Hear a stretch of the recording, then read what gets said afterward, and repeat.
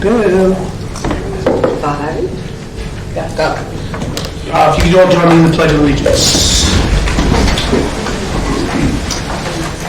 Pledge allegiance to the flag of the United States of America and to the republic for which it stands, one nation, under God, indivisible, with liberty and justice for all.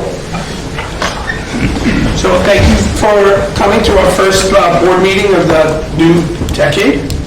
And it seems like we've been a long way, just about that long. It's been a while. So thank you all for coming out tonight. We're going to start. We have the superintendent's report, some presentations, and some excellent recognitions. So looking forward to it.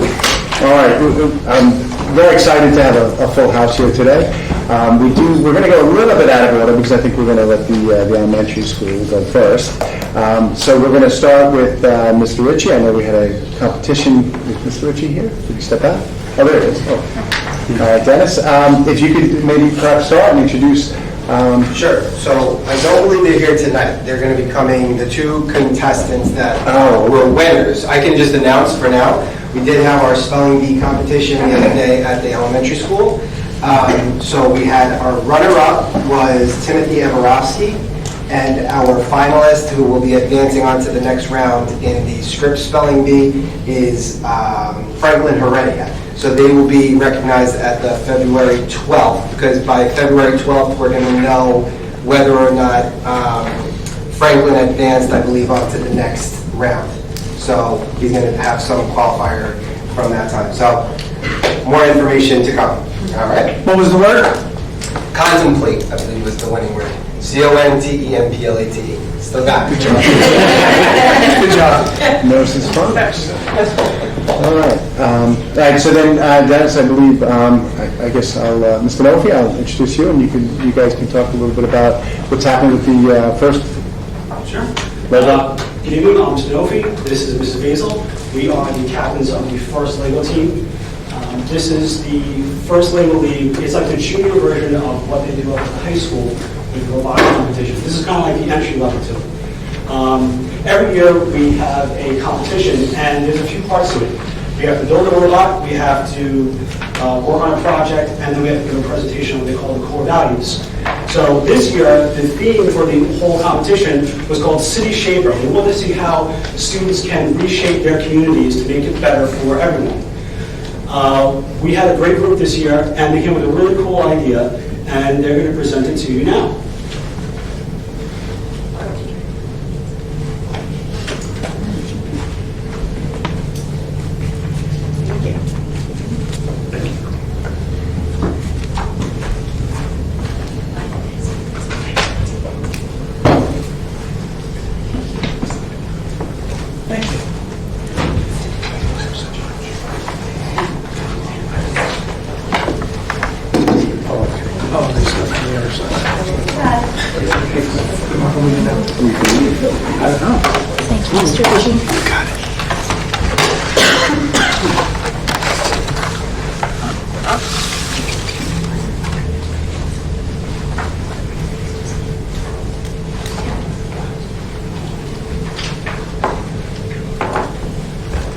Hello, here at Lego Team 6536.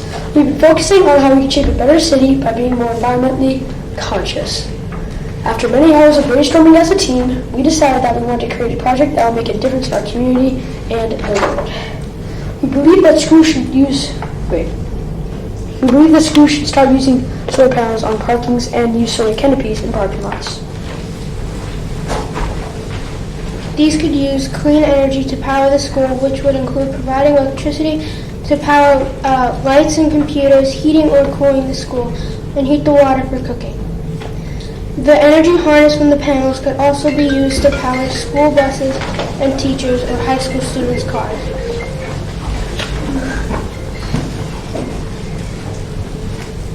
In addition to schools using solar energy, we believe that local businesses should do the same. Panels in parking lots or on buildings could be used to power the businesses. They can also offer free charging for customers' electric vehicles as an incentive to shop at these stores.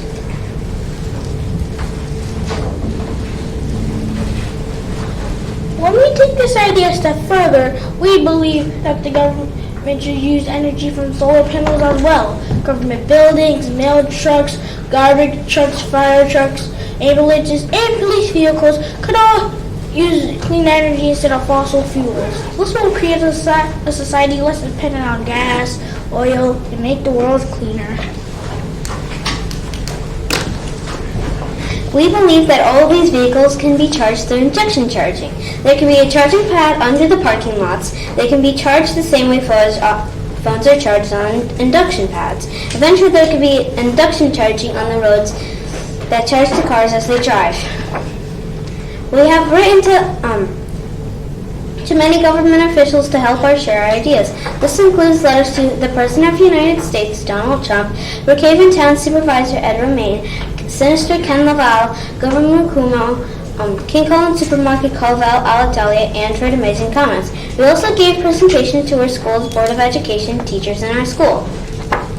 While at our Lego qualifier competition, we are giving out recycled paper leaves that spread the word of how students can make a different, cleaner choices.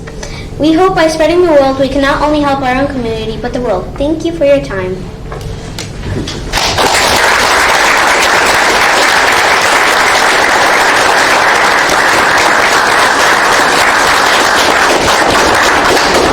We have our competition is next Saturday at Huntington High School. That's where they're going to go and compete. They have to have their robot do various obstacles in the course. They're going to give the same presentation to the judges there, which is why you heard them say we presented to our Board of Ed, because they're doing the same presentation for the judges there. And they get judged on that, and against all of the schools on Long Island. This is like the regional qualifier for us. So we'll be there next Saturday, 7 o'clock in the morning at Huntington High School. If anyone wants to join us, please. I know it's a little early, but happy to have everybody there. So thank you, Board of Education, for your time. Thank you. What an excellent job.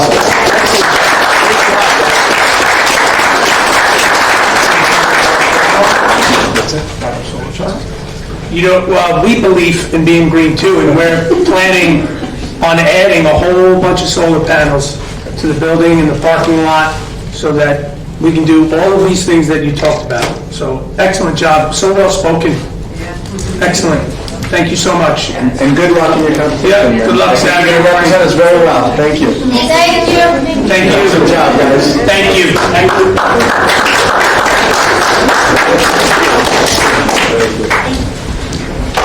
That was good. A couple of them, we didn't use our notes. It's amazing. Eye contact, gesturing, it was great. Great. We got All right, next up, we have a group of athletes here that represented Center Merchants in the state qualifiers, running in the freezing cold in Plattsburgh, New York. Morning, Kelly's on the line. And so we know what the weather's like up there. It could be cold. So, Mr. Third. So it's a perfect segue when we're talking about energy, because we do have 5 representatives of the district, and it's actually a nice opportunity to acknowledge these athletes because they compete off campus. They don't have their peers generally watching them run. They run in groups or in pairs and sometimes alone. So it's a unique sport. So to have this opportunity to have them here to acknowledge them publicly is I think, very important. Not only are they hard workers and self-motivated, but they all happen to be great student athletes. Academically, being ambassadors to the school. So I'm going to introduce Coach Hession and Coach Mishler. They're going to come up and just say a few words and present them with certificates for their qualifiers. Okay, so this was the first year I was coaching, so the girls, everyone, they really helped me a lot, and I felt as though not only did we have a great time, we had a lot of laughs, but we learned a lot together, and there is a lot of time spent together, from riding our bikes together to talking, and I really appreciated not only their hard work, but I still remember when Cassandra, who's a senior, and she will unfortunately be leaving us, how we sat in my office in the beginning, and she was getting to know me, and I was getting to know her, and she said to me, "Can you imagine if we could go to states, like as a team?" But we didn't think that could happen because Bayport, well, Maddox is really like the best team, and we knew we could never beat them. But we sat there and we thought to ourselves, oh my gosh, this would be a dream come true. So the day that it actually happened, the day that they ran this qualifier, and as we had older girls on our team too who were more experienced, but Cassandra, Angelina, well, Cassandra's our senior, but Angelina, Lauren, and then Helena. And Helena is more of an experienced runner, but they really were a young team, and to have the two younger girls go with the two older girls who are more experienced was just such a great experience. And yes, it was freezing cold, but I could dress in my warm coat, and they had their little spandex on, and yes, it was about 5 degrees. And it was just such a great experience, so I really, really appreciated the experience as well. So. Jimmy Metallo's been on the team since, I think, he was out of diapers, I think. This kid has been running everywhere he goes. He's one of those kids that you instantly like right away because there is no quit in his vocabulary. All he wants to do is perform, and it's great. When you see him as such a competitor, he dominates our league all the time. Now, like Lisa said, we do have a young team. We did have a few seniors on our team this year, but our core is our youth. We have 9th and 10th graders that are just getting stronger, and Jimmy is just encouraging them. I have more and more kids that are trying to be just like him, which is a testament to the work effort that he puts in. It's funny when you drive around here in the summertime when it's off season, and I talk to certain people like, "Hey, did you see Jimmy running again?" I'm like, "Yeah, well, he's always running around here somewhere." So it's something that it just shows that he's dedicated to the sport, and it's something that's going to take him places, despite the fact he runs about 80 miles a week or 90 miles a week. He's ready for talking to him about off-season training and doing a college-level training, he's already there. So it's like, okay, how do I find a stronger one for him without destroying my other younger guys who are still learning it?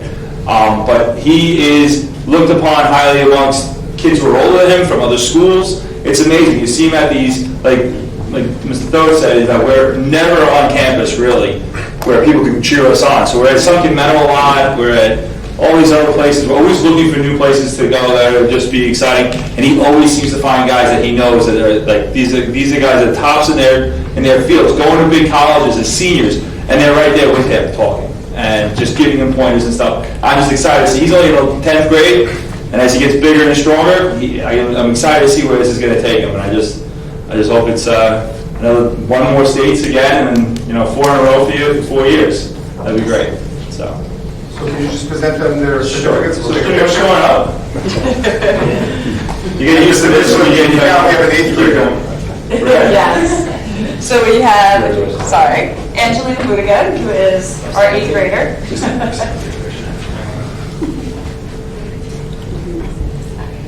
And Lauren Spivak, our 9th grader. And Helena Roy, our 10th grader. That's awesome.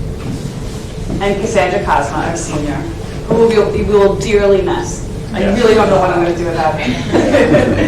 So. Hey, could I just have a couple of board members or all board members come up and take a picture? Everybody's on the middle.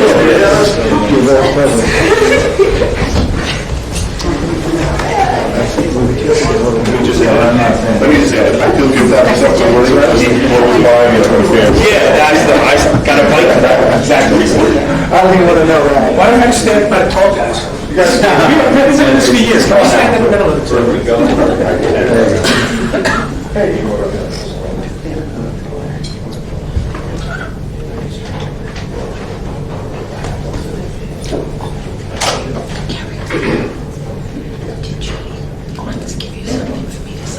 Congratulations.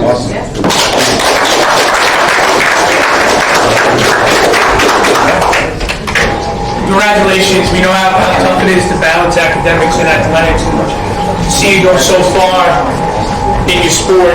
And I got to follow Mr. Thorne on Twitter. I'm showing you right now. Yeah. So we got to follow your whole journey. So congratulations. Excellent job.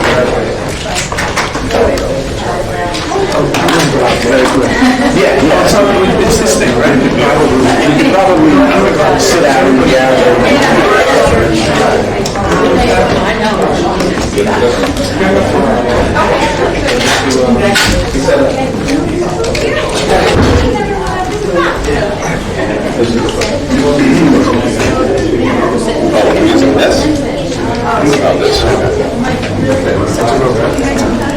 that? You're good if you want to say that, it's fine.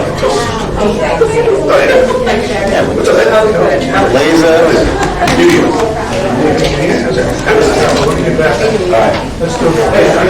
That wasn't I didn't get all the way in there before we got that. You got all the fingers. We get that complicated handshake, right?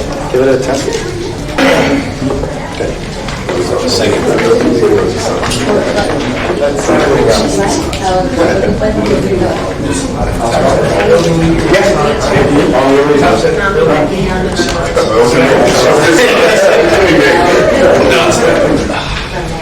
We want to the front of this camera? Sorry, you guys. I didn't want them to turn back and forth when they were talking. What do you mean? Hey, did you first to sit up there? I just wanted to be able to see the screen. I mean, the 7 slide, there's significant, like, information beyond just the slides, so, like, I feel like you're here, I'll sit here then. All right. Okay. So the, I'm We can stand here. I think I'll kick this off, yeah, no, I mean, you can have a seat or what have you.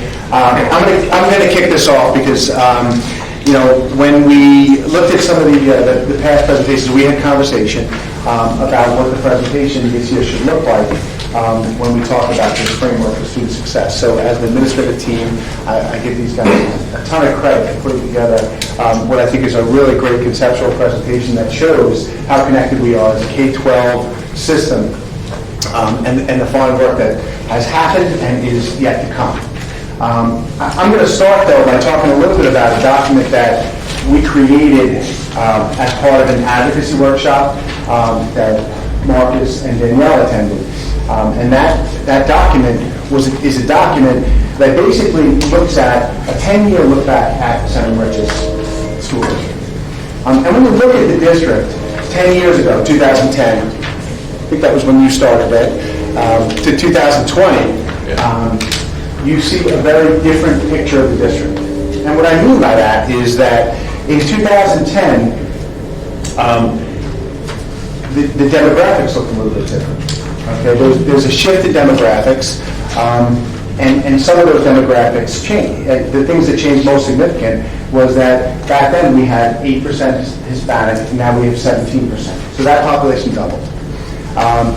What that also impacted was our English language learners, which were at 2% of our students were English language learners in 2010, while 9% are now. Okay? In terms of students with disabilities, 12% of our children were students with disabilities back then. Now it's 19%. So what we're seeing, and what I want to preface by saying is that being involved at the county level and being involved at the state level, what we're seeing is the kids that are in our schools have significantly more needs. And some of those needs, like the English language learner needs, there's something called the Part 154 regulations that drive costs and that make us have to do things to support kids, which we should be doing. So costs are rising, and other factors are changing also. So for instance, our free and reduced price lunch numbers were 17% 10 years ago. They're over 27% now. They've risen by 10%. Okay, our combined wealth ratio has decreased. Combined wealth ratio is a measure of the community wealth, has actually decreased from a 1, which is basically average wealth, down to a 0.73, which is a below average wealth. And so these are indicators. All students with disabilities, E&L, combined wealth ratio, free and reduced price, all of these things are supposed to drive a foundation aid formula from the state. And what we have seen is a foundation aid formula that has not increased for us. In fact, if it ran the way it was supposed to run, we would have $30 million more a year in our budget. Well, not a year, excuse me, in total, $38 million over the time. That is 85% of our current operating budget, is what's owed to us from the state. That's remarkable numbers. And yet, with all those challenges, being underfunded, having those changes that are pretty significant in terms of the factors that impact learning in a school, let's take a look at what our district has done in that time. 10 years ago, our advanced Regents diploma rate was 30%. Today it stands over 60%. So we've doubled, despite more challenges, we've doubled our advanced Regents diploma rate. Our graduation rate was in the mid-90s, now it's 99%. Our Regents diploma rate was 88%, now it's 97%. So despite the challenges, our exit outcomes have really, grown dramatically. And so I would credit, I'd love to take credit for it, but I'm, in the job about 4 or 5 months now, so I can't. But Ed's been here 10 years. So Ed knows what he walked into 10 years ago and has been a part of developing this. So when I was looking for my next opportunity, which became Seven Branches, I got really excited about data like that. And the thing that really got me excited was when I really started to dig in to this International Baccalaureate program. Because what I looked at as a professor of educational psychology and what I know about instruction is that what we're doing by moving toward this philosophy is what's right for kids. And we're not doing it just to be a part of something. What we're doing it is to create opportunity. And I think that that's what International Baccalaureate does. When I started here, I said, we need a tagline for our Twitter, because you always have to have a tagline. And what I thought was, if we've got these multiple pathways, we've got concurrent classes, we've got AP classes, we're going to try to add IB. We've got great sports teams. We're a community that's great for music education. We really have endless opportunities. So that's our tagline, is endless opportunities, because we can challenge kids and connect kids to a school in a way that's pretty exceptional for a small district. So without further ado, I give that backdrop to say that all of that work that's happened in the last 10 years, despite challenges, is now coming to a place where we're going to close the circle with IB. Now that we have a candidate tool in PYP, we had our authorization visit over a month ago in the middle school, and we had our authorization visit just last week in the high school. So very, very exciting times, and I'm going to turn it over to these experts here to carry it through this presentation about creating a framework for student success. Good evening, everybody.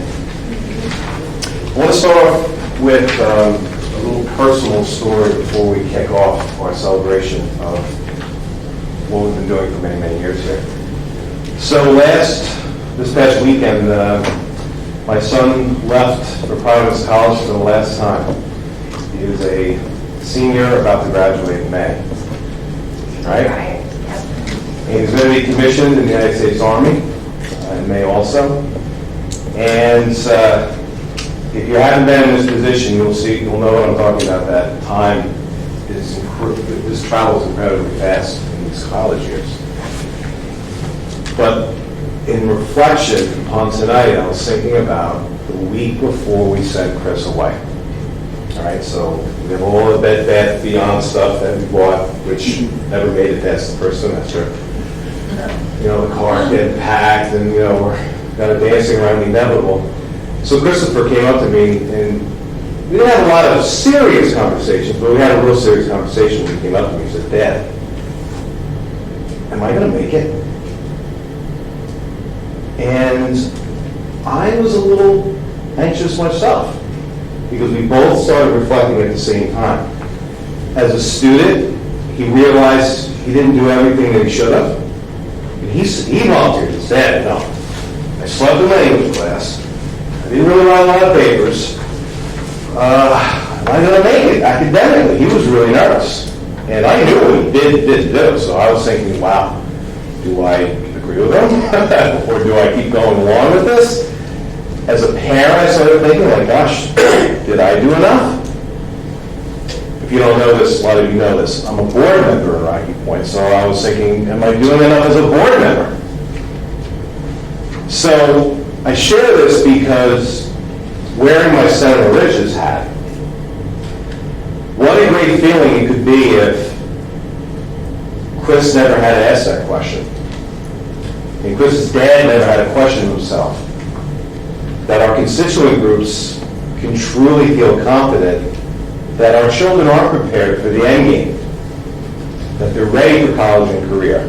that we've done everything we possibly can when we enter kindergarten and we exit at that graduation ceremony your senior year. So that's what this presentation is really about. Tonight's a celebration of the many, many years of hard work. The many, many years of hard work to build our academic programs and to build our social and emotional programs. Tonight's a celebration. And at the center are our students, the end game. And tonight is a result of a lot of things, right? It's a result of hard work, continuity, a united front, unity, because there is strength in unity, as my parents used to say in a corny way. These are factors that, like Dr. Massera just talked about, have existed over the last 10 years. And the board and all the levels of the schools have really been building to this point. So this is our framework, and we're going to fill in the blanks as we move forward throughout tonight's presentation. But I want to always go back to what Ron just mentioned, and I'm going to keep harping, is what we call the end game. Because the end game for our students when they graduate is that they're going to be prepared for whatever challenges they meet. When I say college and career, I'm talking about everything. If they get a job out of high school, that's college and career. If they go in the military, that's college and career. If they go to college, obviously that's college and career as well. Everything upon exiting high school is college and career readiness. That's the bottom line, and that's what this framework is all about tonight, is how do we get to the end game, and how are our academic and social and emotional layers in play. Okay? All right. If you've been to these meetings, you've seen this slide for many years. And we're really proud to really share K-12, the slide for the first time as one. All right, so Linda, why don't we start with the middle school, because the middle school led the way on the IB journey. Like I said, I'll start because the middle school is kind of nearing the end of the IB continuum of becoming an an authorized IB school. The process was started in 2015-2016 school year. So it has been a long journey, but we are at a very exciting time right now. Our verification visit was in October. 2 consultants came to the building and spent 2 days with us, learning a little bit about what the middle school is all about, what was going on there, and we are anxiously awaiting our final report, which should be coming within a couple days, even, so any day now we'll be receiving our report from our visit. And that will either, basically in the report, it'll tell us basically the next steps, If we are authorized immediately, it will just give us some tips and some plans for moving forward. And if we're not ready to be authorized, it'll give us some areas for improvement, and it will just continue the process. We are very confident that we are going to be authorized, and we will have a plan for our next steps. This is just the beginning of it. We know that it's not the end of it. It's a continuous process and for continued growth. So really exciting time for the middle school right now. And like I said, any day now we'll be finding some more information about what our next steps will be. Okay. So the middle school really drove, the entire program, because, in the world of IB, we had to start somewhere. So at the high school level, I'm looking at this train that just left the station in 2015. It's thinking, wow, we're going to have these students coming up that have this philosophy, the learner profile, and the character ed pieces, and all the learning attributes. What are we going to do? So we started to the left of this whole slide. We really didn't talk about IB at all. 5 years later, we had our authorization visit Thursday and Friday.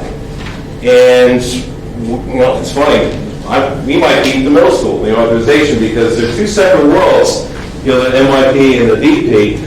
It's all separate, under the umbrella of IB, of course, but, Linda and Melissa, the middle school's authorization is completely separate from ours, so we could get it the same day, I can get it before you, but vice versa, but in the next few weeks, we're going to be authorized, both at the MYP and the DP levels. But I want to share two really important pieces of feedback that the individuals from IB, the people doing evaluation, shared with us. Definitely a little tight to the vest. That's kind of the way they do business. They don't want to say anything. They don't want to do any winks and nods and whatnot about what they think. But they did share two really important pieces of information. The first thing was they were very impressed with our staff. They were very impressed with the teachers. And that goes back to how we rolled this out. We visited a lot of schools, big, small, private, public, up and down, all around. And we had the opportunity to do something very unique. We had the opportunity to be unique and celebrate our uniqueness and do it our way. So many schools started top down. Thou shalt have IB, go. No buy-in, no connection, no idea what's going on from the teacher to the kids to everybody.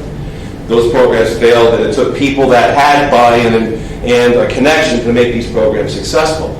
So we could build this from the ground up, not the top down, which was very unique, and it came across in the teacher interviews. They were pretty rough. They interviewed everybody involved in the program, not just the teachers. They interviewed students and parents and every constituent group. Of course, me and Dr. Fontrace, our coordinator.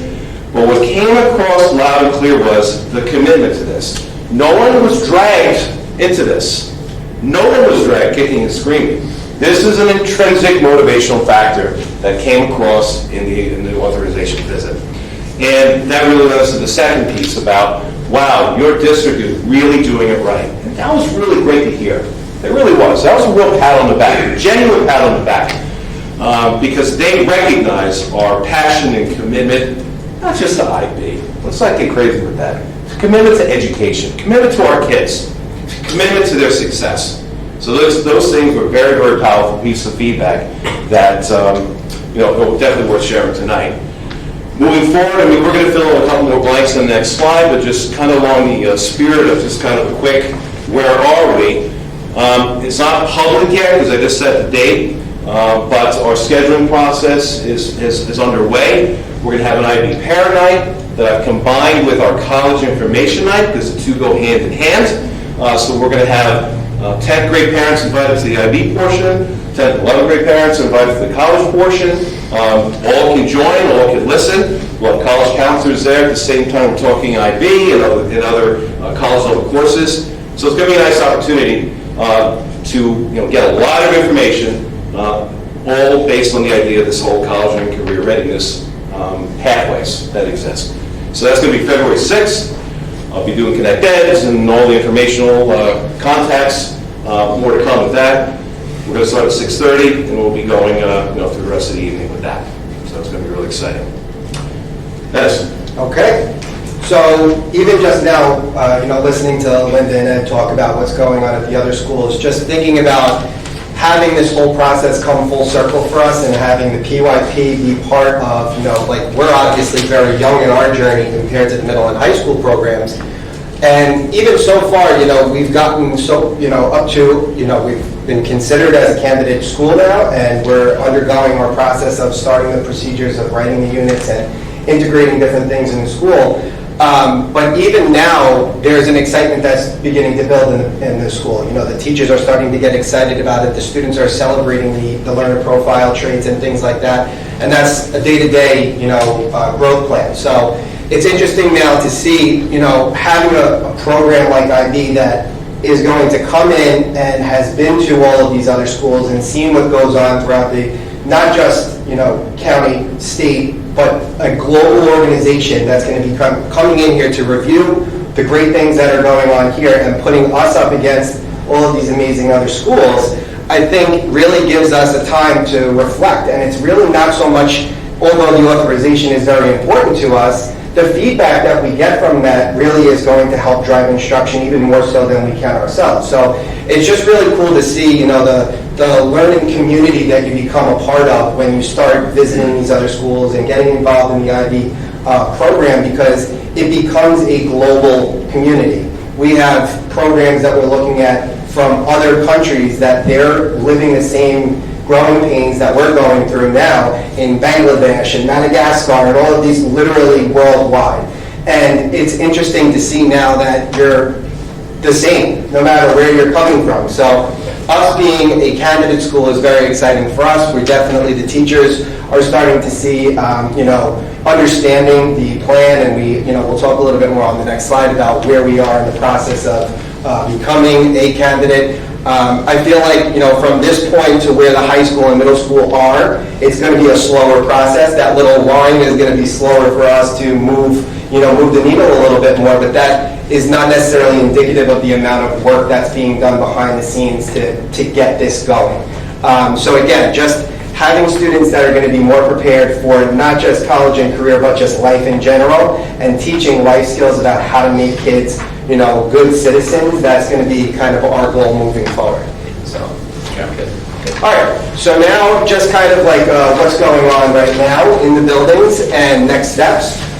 We currently, as the primary years program, are, the professional development is ongoing, which is another great thing. I heard an administrator say once, professional development is not a cost, it's an investment. You're investing in your teachers to be better instructors and continue to push the needle. So our professional development is not only happening, at the IB constituent groups, those things, but we have off-site training. We have the Gibbs conference that we just attended this year, which is a regional conference. We have on-site training that we're doing. So that's, definitely a feather in our cap, so that we have a lot of work going on there. We're learning constantly, and as of actually just today, the program of inquiry is kind of like a roadmap, so to speak, of K-5 instruction, giving teachers an opportunity to really evaluate the curriculum. I just want to point out, too, that when we're doing this, we're not losing anything from what we used to be teaching. We're taking the New York State standards that we are still held to, and we're just looking at them through more of an inquiry lens. How can we teach this in a different way so that students are really in the driver's seat? It becomes more student-initiated work. We're also embedding the learner profile into the culture of the school. That's happening every day. Students at the elementary school are able to give shout-outs to people that they feel are kind of epitomizing the learner profile traits. They can give shout-outs to the cafeteria workers. They can give shout-outs to each other. They can give shout-outs to their teachers, or vice versa. Anybody in the entire building can give a shout-out to another person. So really celebrating the fact that the students are learning more about the traits, learning how to become an IB learner, and that's kind of becoming part of our school culture now. We are going to begin writing our units of inquiry once we conclude the beginning portion of the program of inquiry, so that's kind of like step 2 in the process.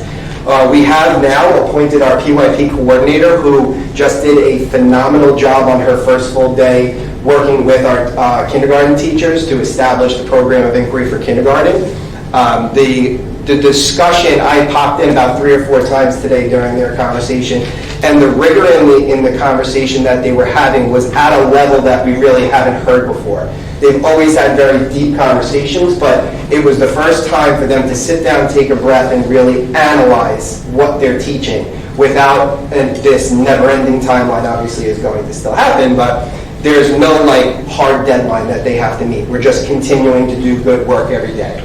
And then the K-5 FLES has been ongoing now. This is our first K-5 year. We had K-2 last year. But it's just really exciting to see that now K-5 FLES is not only a mandate from IB, we happen to be doing it before we ever even were considering authorization. So it was a perfect marriage for us. So I just want to pass it off to Ms. Jackson. She's going to talk a little bit about what's going to be our next steps moving forward. So for our next steps, that we've been working with a consultant that IB has assigned to us. And with her assistance, we're able to just kind of get more ideas of what our program of inquiry should look like, ideas for our unit planners. She's been working very closely with Michelle Craig, our PYP coordinator, making sure that she's staying on task. And she will also help us when it comes time for authorization. So she is a valuable resource that we are using as often as we possibly can. School visitations, as both Ed said and Dennis said, that while we will most likely be the first PYP school in Long Island, it's hard for us to find other PYP schools. So being able to go on different visits, such as the one I came from, that's been a PYP school for 12 years. They've opened their doors, and we've seen that a lot from all the IB schools, that it's a working relationship, that everybody will open their doors, open their classrooms, and make themselves available so we can be successful, and vice versa. It's a great opportunity for all teachers and staff, whoever is involved, even students, to just have an opportunity to see what is going on in a PYP school that's already in the phase that the middle school will be in soon, the review phase. What can we get from them, and what can they get from us? So I am working with different schools just to try to see how can we get those connections going, if not for this year, for next year, and ongoing, so we can build those relationships. At the middle school, our professional development has shifted a little bit. When it was, much of it was off-site, now it's more on-site, because most of our staff members have been trained. So now at the school, we offer boot camps, which are, we have IB boot camps, and they run 1 day a week in the morning during a professional period. It's open to all, and they vary in topic. Basically, at the end of last year, we did a needs assessment, asked staff what they would be interested in, made a schedule for the year, and any staff member can attend the boot camps. So if they just need a refresher, or if they might be new to the building, it's a perfect opportunity for them to really learn a lot about the IB program.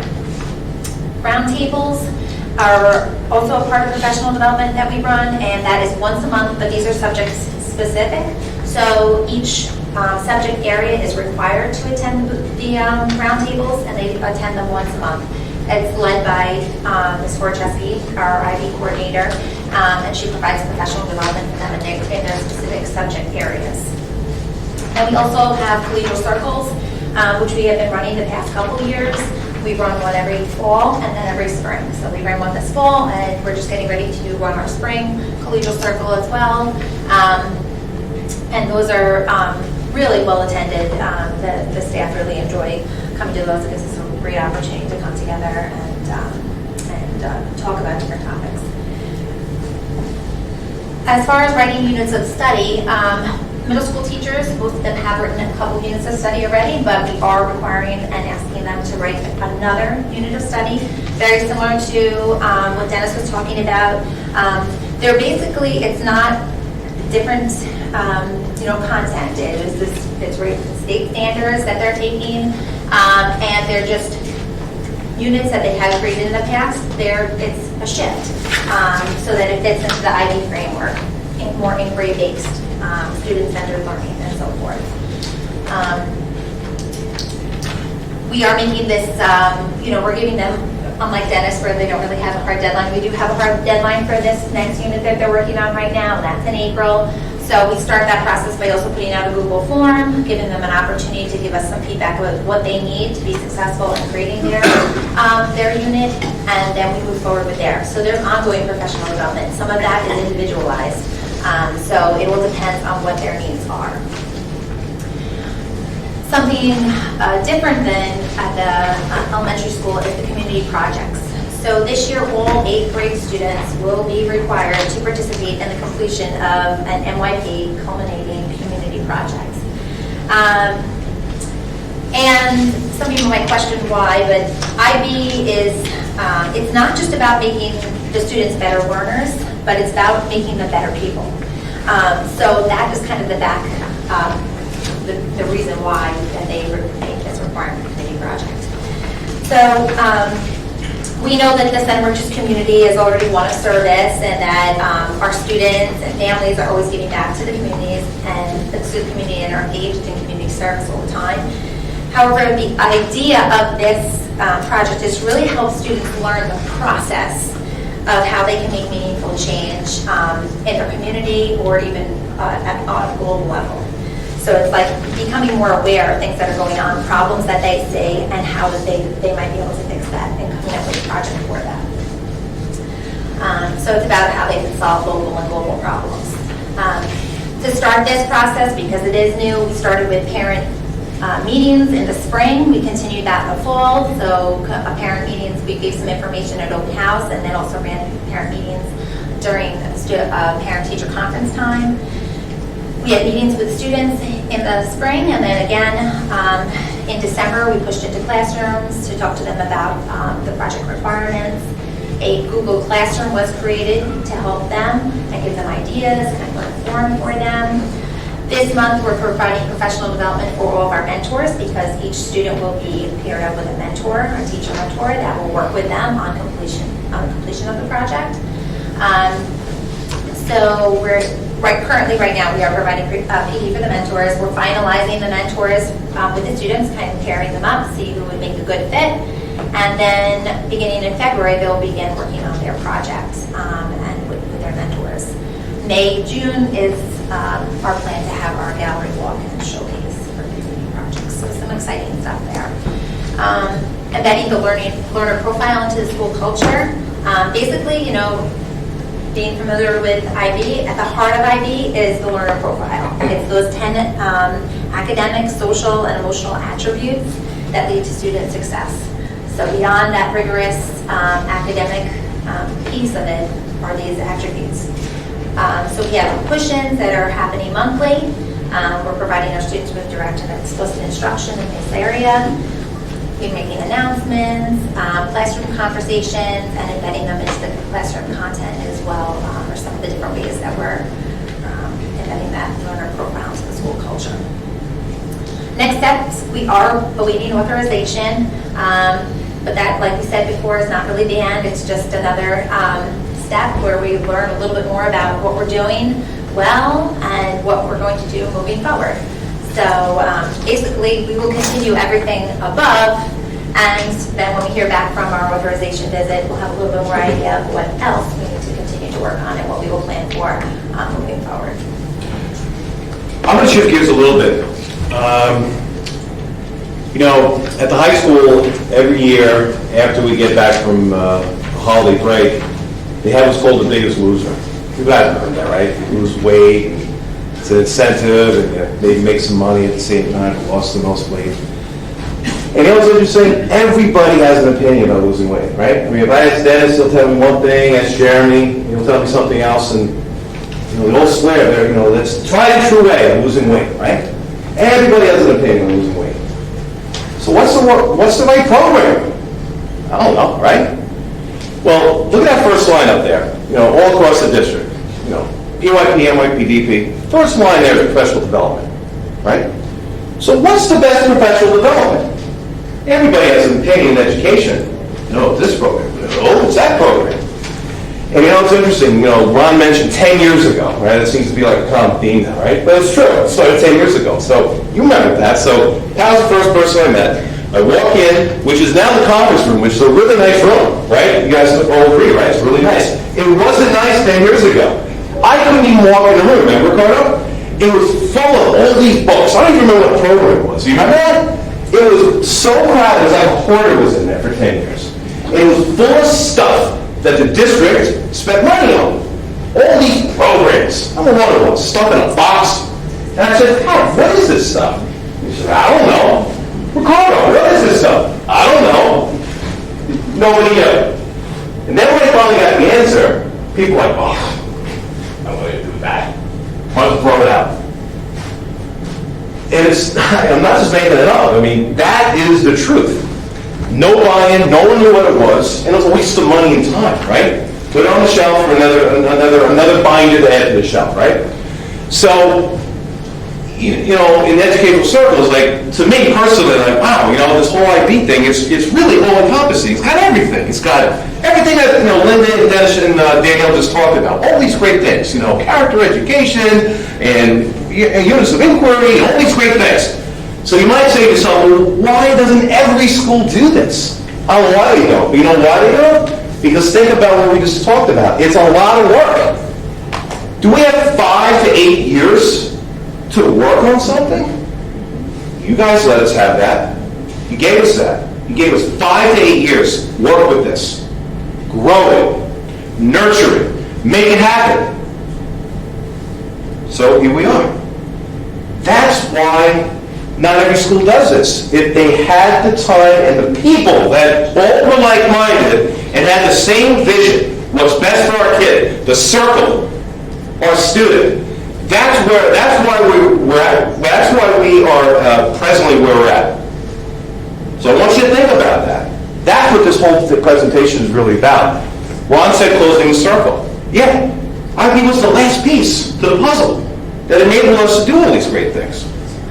So instead of doing the same thing the other two principals did, I just want to focus on college and career pathways. Because for the last couple of years, I spent a lot of time talking about AP and concurrent courses, and for good reason, because 10 years ago, there were like 6 AP courses. 10 years ago, there were like 5 concurrent courses. Now we're at 16 to 20. For a school our size, that's incredible. You can't deny that. Clubs, I had a handful of clubs. You didn't have any clubs. You didn't have any clubs. Middle school and Clay Newey. Now there's clubs. Opportunities. Time to grow the program.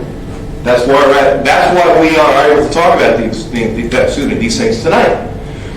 So you're going to hear me say this line. We are introducing 4 pathways to college and career readiness. AP, concurrent, IB program.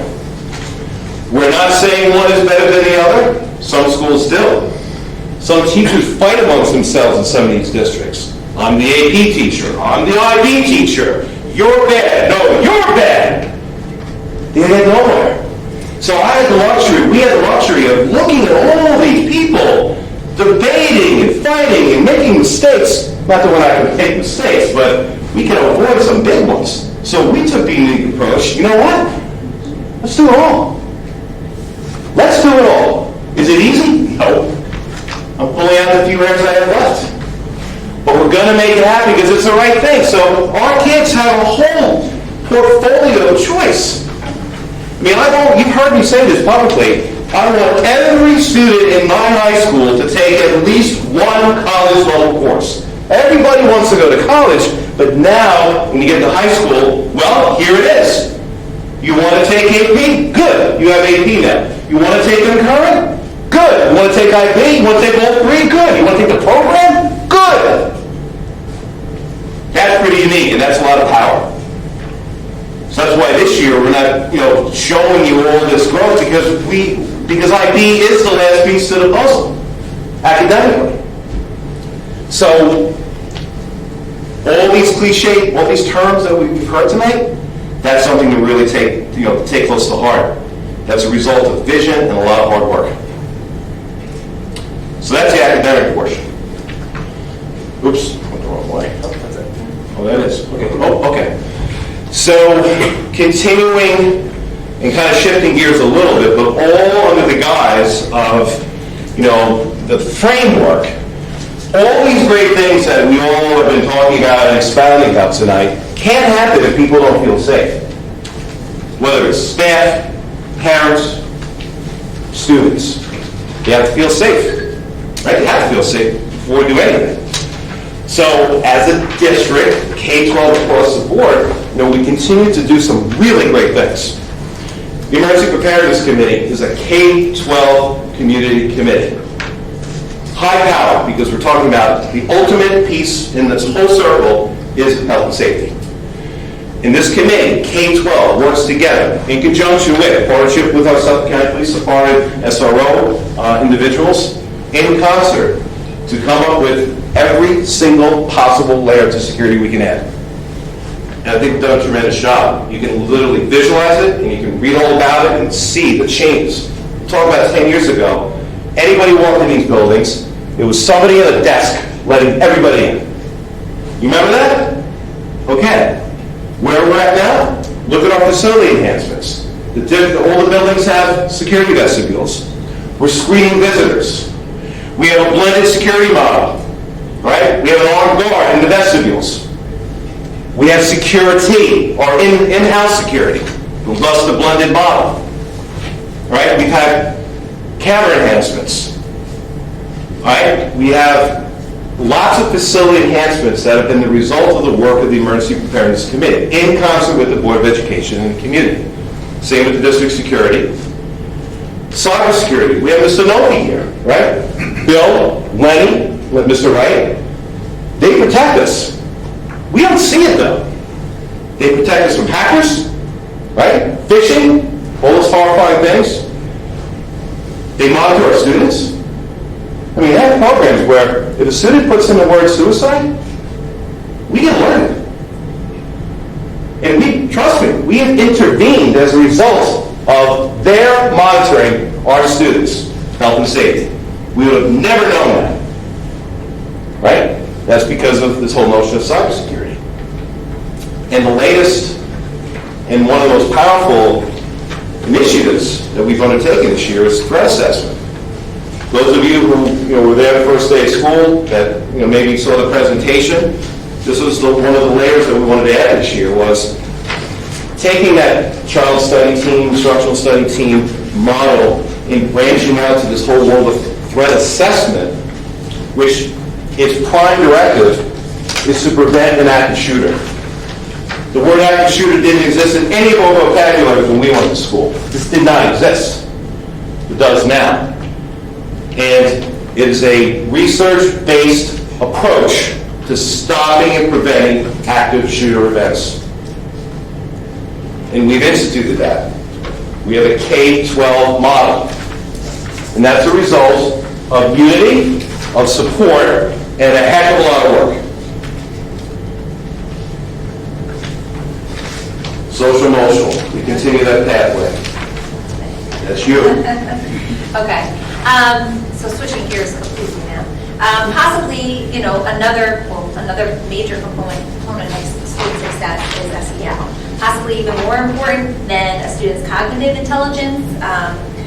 When discussing student success is really a student's social and emotional abilities, which is why, that is, really talking about how IB is really brings it full circle, because not only does it have that rigorous academic component, but the IB learner profile is the heart of the program, and that is SEL.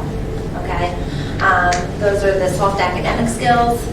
It is our social skills and emotional skills for our students to be successful with post-graduation, whatever that might be. That coupled with the alarming number of students today, that are dealing with stress, anxiety, and other mental health issues, make the need for SEL, the support, and school connections paramount in our plan for student success. So some of the work that we're doing right now, wellness groups, various groups that are created and offered to our students to support them in any way possible. We're having guidance push-ins, which are providing students with direct and explicit instruction.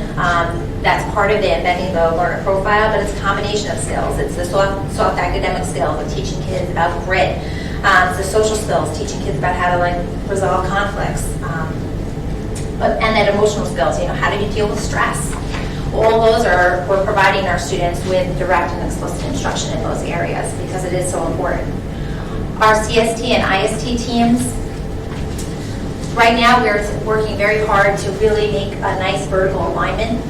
Like Ed said, we've done it with our threat assessment team and how important and powerful that is. We're doing the same thing with our CST and IST teams so that the information that we learn about students when they're in elementary school goes with them through middle school and into high school. Support services that were successful for students, we know about. It's communicated well, and we use that information to best support our students. We have, this year is our first year with our leadership class. We have our SMILES program, our leadership visits. Our students, our high school students are going down to the elementary school, working with our elementary students, teaching them different skills, all tied to social emotional learning. Our leadership class and SMILES program is also pushing into our health classes and working with students, and we're working on creating a middle school event as well.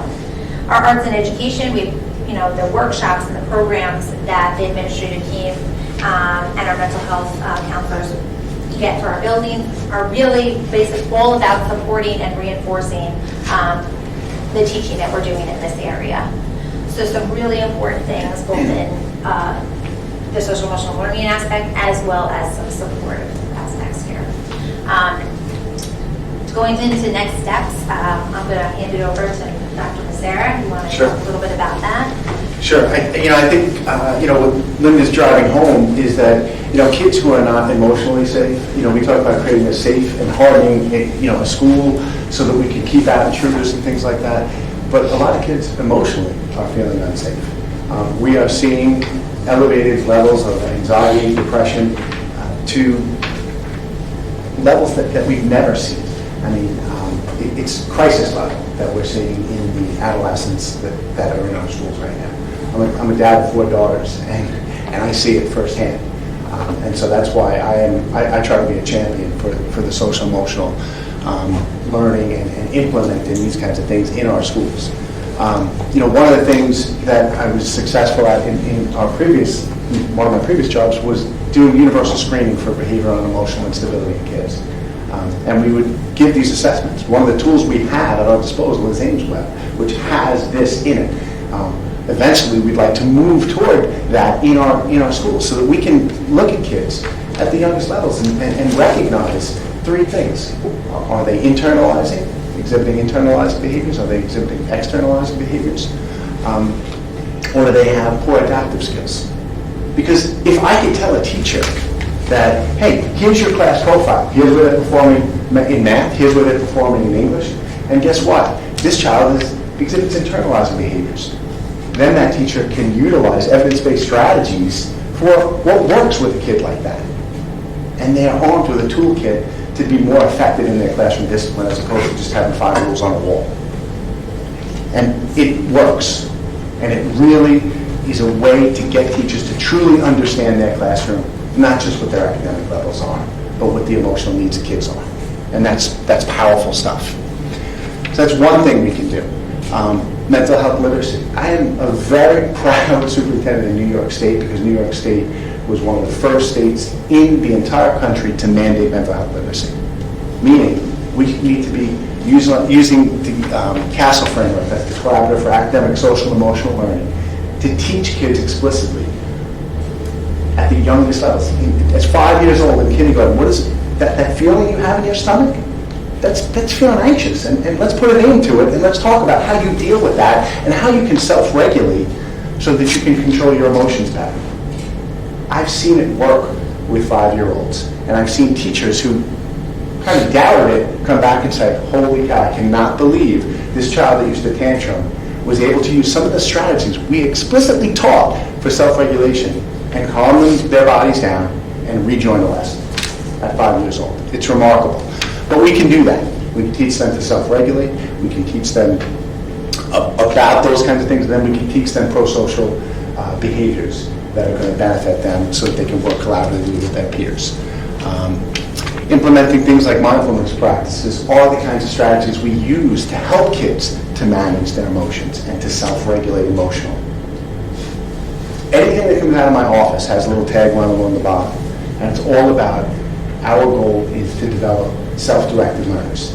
It's in tune with the IB philosophy, and it's in tune with kids empowering themselves and building agency so that they can take control over their own learning. That's why that's there. And it started from the moment I got in here. I started working, and I'm going to say hi to Raina, because she's watching at home, and she helped me to craft that little sentence that we put at the bottom of that. But it's important, and it's a part of what we do every day.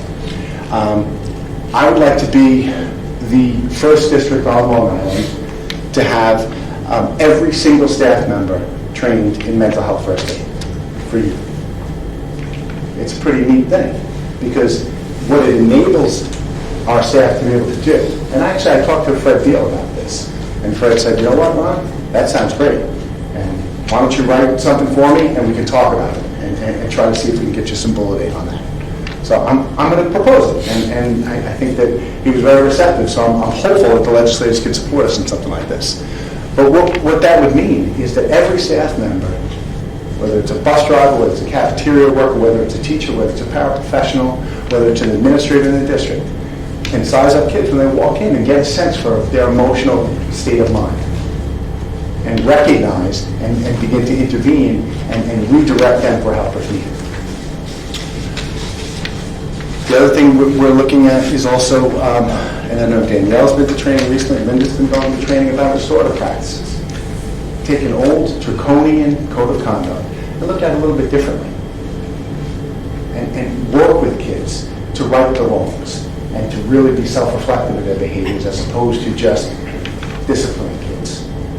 You know, I think we do a good job with that, but we can do better at it, and we can include kids in the process, and that's what restorative practices will do for us. So there's a lot of good ideas, and we've got an engaged mental health team district-wide that can help us to get these things going, and those are some of the conversations we're having. But one of the biggest things we need to do is we need to make sure that every single kid, kindergarten through 12th grade, is somehow connected to the school.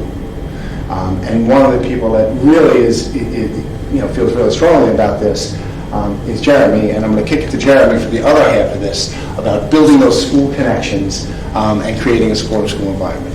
Yeah, so I just want to make this really simple. All of this particular slide is about getting kids to realize their potential as people. I think our focus has and is, really about making global citizens, which is aligned with IB, obviously, and making them good humans. And this gets lost in a lot of districts because, we talk about, clubs and sports and this, that, the other thing, but the learner profile is embedded in these activities that you see to the right. We've been doing that for years and years and years when you have good people working with kids, having them connected to schools. My focus in recent years, having been involved in my position and some of the roles I have, is 100% connection. And last year I presented to you, and we were there at the high school. It's a little different at the elementary school because the kids, just the way it's designed, kids are connected to their teachers. They stay with their teacher all day long. The teacher gets to know them. They know about them. They stay with them all year long. When you get into middle school and high school, that's when kids are changing, and kids can get lost in the shuffle. And then you have puberty. You have all kinds of changes going on. So our focus at the middle school and high school is getting 100% connected, and that's what this slide does. I've talked to you before about our percentage rates in sports from 7 to 12. Always in the high 60s% of our kids. Our music numbers are growing through the roof. Our clubs, our activities, our CSIP, our kids are involved. And then the kids that kind of fall through the cracks are the kids that we see in our CST teams. So I'll just give you an example for what I do. Every Monday, I reach out to my entire staff at the high school and say, what kids do we have to keep an eye on? Tell me who they are and what the issues are, whether it's academic, whether it's social, whether it's this, whether it's that. And every week we compile a list, and every Thursday we meet with the mental health team and we go through these kids. And some of these kids are high achieving kids that are highly involved, and some of these kids are, kind of trying to find their way. But we're not letting anyone fall through the cracks. That is our goal. That's what our goal will continue to be. So whether it's the activities that we offer as a school district, or whether it's the interventions we use as a leadership team and as a staff, we are making sure that everybody's accounted for, and that's the most important piece. It was interesting because Dr. Massera started talking about demographics in the beginning, right? And I just want to give you a couple of examples because it just kind of hit me when he brought that up. Last year at the high school, we started to take our E&L kids, which we've seen a percentage increase in our school district, and we started to pair them up in our high-level Spanish classes. So they came into the class, they would talk in Spanish about their experiences in their native country, how they got here and so forth and so on, so that our Center Rich's students that were born and bred here will hear their story in Spanish and understand what it's like to literally, because the stories were, I had to go through a river and through a tunnel and drive in this and this, that, and this is what happened in my community, and I saw these kids killed on the street and this, that, the other. So it was a great experience to try to make those connections. So that was just one example. I think the Board of Education knows, and I'm not sure how much the community knows, but we're starting the Unified Basketball Program. So we talked about our special education students and those challenges. Now we're going to pair them with our other students and provide this unique experience that is happening in the state. And Section 11, which is Suffolk County, has the highest percentage of schools involved in this program in the state. So this is just kind of skyrocketing, and there's going to be other opportunities moving forward. Another interesting piece was today. Today we had a speaker come in on addiction and presented to the 9th through 12th grade, the entire school. And this is how meaningful it is, because the guy was powerful, and you could tell because the large majority of kids are paying attention. It's quiet, and he's telling his story, and he's really hitting the home. There's, you know, a lot of different thoughts and experiences and so forth and so on. And afterwards is when you see the real work being successful, because afterwards there were 7 or 8 kids that immediately came up and said, "This is my story." And one girl stood next to me talking to Kevin, the presenter, and said, "You know, I have ADHD, I have PTSD, I have this, I have that, whatever else, and how do I do this? And how do I do that?" Kids are hearing what we're teaching them. They're listening. They're looking for that help, and we're providing it. And it was interesting because after she was done speaking to Kevin, I said to her, and I didn't know her, she was a younger student, and I said, "You know, what you just shared is exactly what my daughter is diagnosed with." And she lit up because now somebody understood. And I said, "You know, if you ever want to come to my office, come to my office." And then I conclude the program talking about a lot of experiences that we share that are tough as students and whatever else. And I shared some personal stories of myself. And the whole point of it was to tell the kids, listen, we're no different. We're available, Mr. Caswell, our teachers, or whatever else. So there's so many areas that we are making connections where kids are coming into our offices or taking advantage of the opportunities that the district is providing that is just so critical. And we have to keep a focus on that. The academic stuff is wonderful. You know, our kids are going to be successful because we have these 4 pathways. That's wonderful. But if we don't have the safety, which Mr. Caswell spoke about earlier, and if we don't have the ability for the kids to identify, you know, who they are and have the support they need, we're going to crash and burn. So this has to be and has to continue to be our focus. Otherwise, all the other work's not going to succeed. So I just wanted to share a little bit of that with you. Moving on, and I know we've been speaking for a while, so I'm going to try to make this quick. It's about the community connections as well. We just highlighted some obvious programs and obviously some groups in the community that we are always working with and continue to work with, and that work is incredible too. You know, you talk about connections. Actually, that old guy right there is not me. It's Mr. Soto. You know, he's connecting at Clay Huey. And the truth is, we have to be united in all of this. You know, we have to be united with all the resources that out in the community, all the parents and the organizations that work so hard to support all the stakeholders. We are making a very big push with our communication with the community. Obviously, with social media, you see all our Twitter, and you know, we also use Instagram and Facebook to get information out. District and building websites, our Connect Eds. You know, we're constantly pushing information out there because it's important for everybody to understand that this district is a resource for our parents, our community, obviously most importantly for our students. So with that, I'm going to pass it along, but I will just end with one point.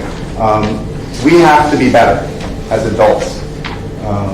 We have to, and Dr. Musera said it, he used the word, we have to be champions for kids. You know, nothing else matters because it's that critical. So, passing it along to Dennis. So, student agency is something that the IB program, again, we talked previously about how IB kind of connects all 3 of our buildings now, and it's the one unifying thing that really is going to be our driving force.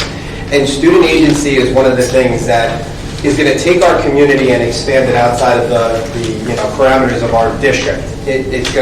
We're going to be able to give back. It really gives students the opportunity to do things, to see a problem and take action. And that's one of the things that even recently, with the things that are going on in Australia, Puerto Rico, I think there was just a volcano eruption recently too, and even the gentlemen overseas, or gentlemen and ladies overseas that are fighting for us.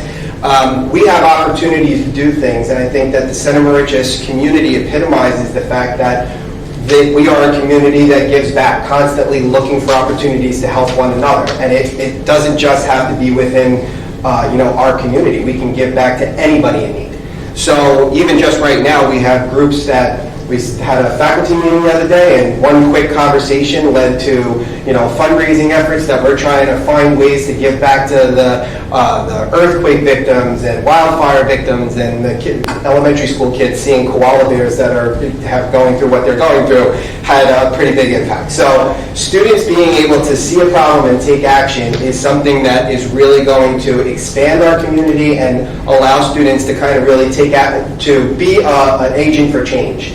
So I think, like Greta Thunberg is one of the people right now that's really kind of at the precipice of this, that young lady who's kind of fighting for climate change and things like that. She epitomizes the impact that young students can have. Just because you're young doesn't mean you can't do amazing things in this world. So I think giving students those opportunities is going to really kind of push us forward and put the children in the driver's seat where they realize that they're capable of doing these amazing things. And just as I'm going to pass off real quick to Ms. Jackson, just as one of the pieces of IB to talk about the exhibition. So for PYP, like the MIT, where they have the community projects, PYP at the culminating year, fifth grade students will complete what's called an exhibition. And it's basically just showcasing the work that they have done from kindergarten all the way up to fifth grade before they go to the MIT program. And student agency is a major part of that exhibition. So when our students are ready for it, we're not at that point yet, but when our students are ready for it, you will see a lot of information that they're coming up with, and it's not from the teacher, it's not from the parents, it's coming from them. And one quote that we can use to end this and remember is that some of the biggest ideas come from the smallest minds. So we need to just keep that in mind as well. And just going back to it a little bit from the middle school perspective, that's the idea all behind our community project is really that student agency. And why I said, I know that everybody has this fear that now kids have to do more community service. But there is as discussed, it is slightly different. It's the idea that the kids are coming up, they see a problem and they create and come up with a way that they think they want to act on it. And then implementing that, and what does that look like? So while we are going to, be flexible and, as this change takes place in the middle school and accept, various different kind of community projects, what we really do want to get to is to that point where the kids are really, they're seeing a problem, they're passionate about something, they want to make a change, and they come up with a way to make positive change in their local community or in the global community. We, with Ms. Horchesky, we're using a book that I had done a couple of years ago. It's called The World Needs Your Kid. And it's all about that, starting with very young children, about how, just having kids being exposed to some different things, seeing the images of the animals affected by wildfires and things like that. The kids get passionate. They have their own passions. And something strikes them. And then it's about using their passions, the skill set that we're providing them, and also their strengths to make positive change in their local and global communities. So we began the night talking about the end game. Ironically, we're at the end game now in our trajectory here, because now I'm talking about the high school. So I think it's appropriate that we conclude our presentation with this notion. In the beginning of the evening, we talked about the end game being college and career readiness. We talked about pathways and all these other initiatives. But student agency goes beyond college and career readiness. Talking about making someone a great citizen, or allowing them to grow into a great citizen. So it goes beyond college and career. We're talking about life, raising families, settling in communities, making those communities wonderful places. That's what this is ultimately all about, and it's appropriate that we do end with student agency, because with all these things we talked about tonight, I want to conclude with one story of hundreds that I can share with you. It was during the IB visitation, and some of you know our senior Jake Miller. Jake was out Friday morning at a tryout. I can remember what word. I'm actually blanking out now. Not tryout. It was audition. Yes, audition. So Jake was in an audition. In about sixth period, I see him down the end of the hallway, and he has his instrument, and he just does this thing. He goes, I did it, Mr. Caswell. I was talking to Mrs. Botto.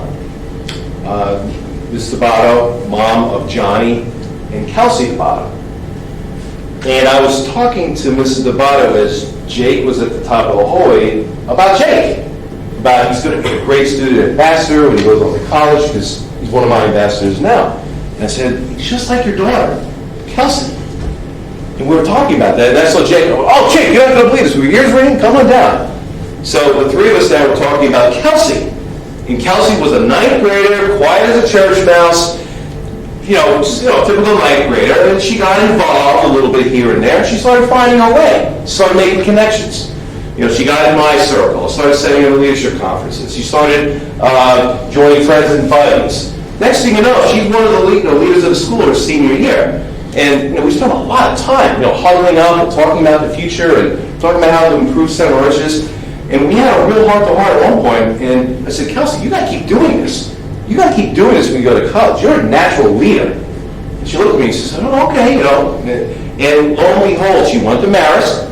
She jumped right into it, didn't hesitate for a second, jumped into the Student Ambassador Program. Now, fast forward, she graduated early. She graduated this past December. Marist hires her as part of the admissions team.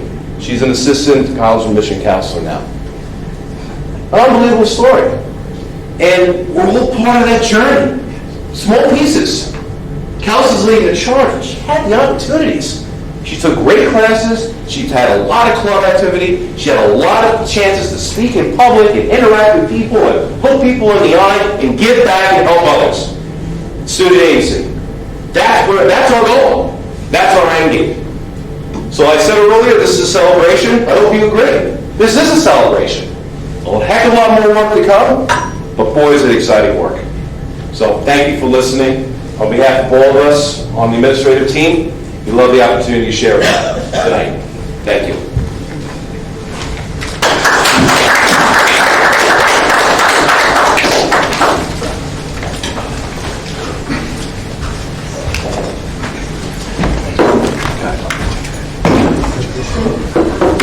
Thank you very much.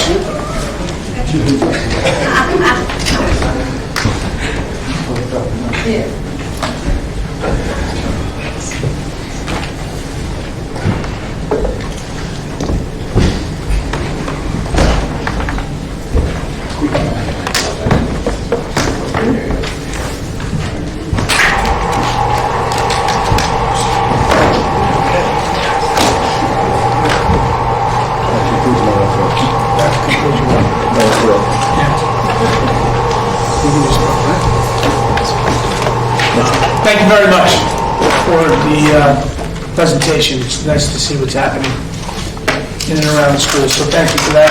Any questions or comments regarding tonight's agenda?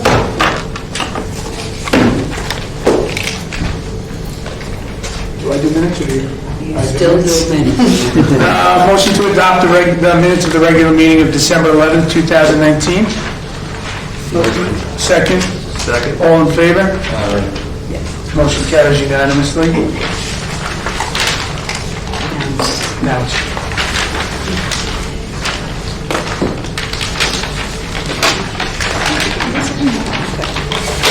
Be it resolved that upon the recommendation of the Superintendent of Schools, the Board of Education accepts the following donation. Motion. Motion. Second. Second. All in favor? Aye. Motion carries unanimously. Is that the place in East Hampton? Paddlers from Humanity? What's that? Are they in East Hampton? I'm not sure where that. The Paddlers for, I believe so. they made the donation? I'm not sure where they're from, where they're at. I'll have to look that up. Be it resolved that upon the recommendation of the Superintendent of Schools, the Board of Education accepts the Treasurer's Report for the month of November 2019. Sorry. Motion. Motion. Second. Second. All in favor? Yes. Motion carries unanimously? Yes. We both said this. Yeah, no, I know you did. Be it resolved, a motion to approve the consent agenda. Asterisk, agenda items are consent agenda items. Consent agenda items are approved via a single vote unless they are removed from being a consent item prior to the vote. Motion. Motion. Second. Second. All in favor? Motion carries unanimously. Just make a comment on Deb Bowden, for service. I'm sorry, say that again? Just to make a comment. Yeah, Deborah Valiant, who's leaving us, retiring, senior office assistant. We just want to thank her for her years of service and her dedication to the district. Congratulate her on her next part of her life, so. Agreed. Thank you. Thank you.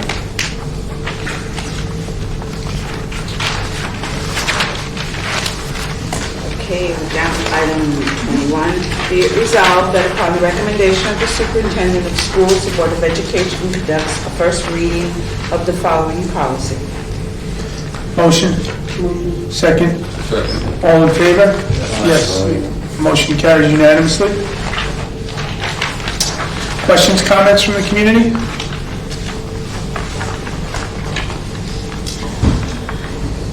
Nothing?